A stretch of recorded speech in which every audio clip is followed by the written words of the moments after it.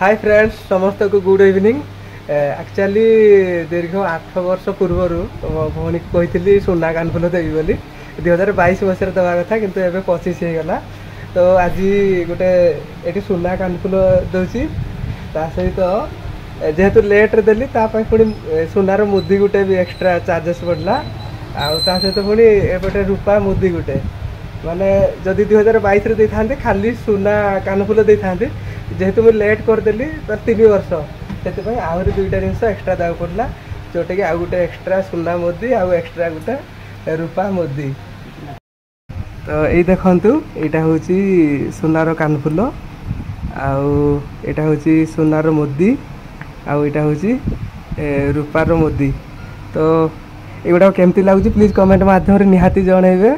आउ देखु ये छुआटा आज सकाल सकाल तो संध्या बेले मत कहला भाई जीवा आज मार्केट जीवा कानफुल किणवाई कानफुल पर पुणी कहला मुदी गुटे किणवी सुनार पुणी मुदी किणलु पुणी कहला पुणी रूपार मुदी गुटे पुणी रूपा मुदी किणलु। तो फाइनाली पूरा आग को राखी पूर्णिमा आसटा गिफ्ट एडवांस होगा। तो वीडियो भल लगे कमेंट लाइक सब्सक्राइब फॉलो सब सपोर्ट करेंगे। तो थैंक यू बाय बाय।